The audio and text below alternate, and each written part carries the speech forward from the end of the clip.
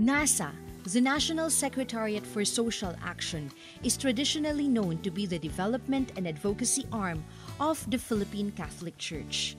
NASA is engaged in social transformation and in addressing the social agenda of the poor and the marginalized.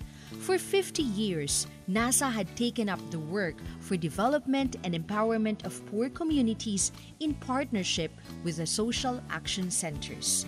In 1975, NASA was also designated by the Catholic Bishops' Conference of the Philippines as the National Caritas. Since then, it has expanded its focus to also include in its priority mission the humanitarian work for the affected communities. Today, we take the name of NASA Caritas Philippines. Engaging in humanitarian or emergency work along with the long-term development program is indispensable. The Philippines is one of the most vulnerable countries to extreme weather events due to climate change. In the past 5 years, the Philippines was hit by 13 major typhoons and disasters, and the projection is stronger typhoons are to be expected as part of the new normal. On record, Haiyan is the strongest tropical cyclone to make landfall. The damage from Haiyan is catastrophic.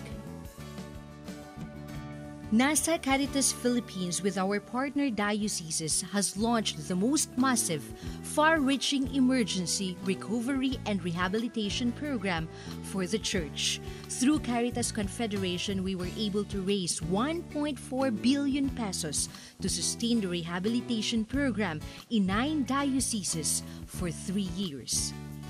For us in the Church, humanitarian response is an urgent and priority work that is very much rooted in our Christian responsibility, which is to serve the poor and the most neglected in our midst.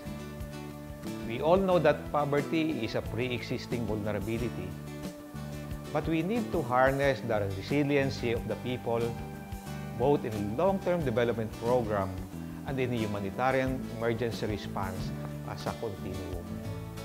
Cardinal Luis Antonio Tagle, the president of Global Caritas Confederation, emphasizes the importance of faith-based organizations in responding to disasters and calamities.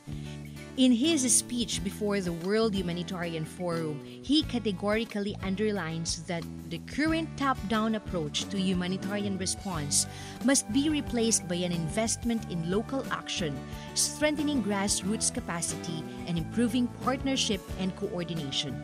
The way we help people in emergencies can be more efficient and effective by engaging local and faith-based organizations. Confronting the new normal, we need to make humanitarian response an integral strategy in serving the poor, who happens to be the most vulnerable. We need to provide a crucial nexus between humanitarian work and a more long-term developmental programming. This change project intends to come up with a needed integrated strategy and to bridge the perceived dichotomy and disconnect.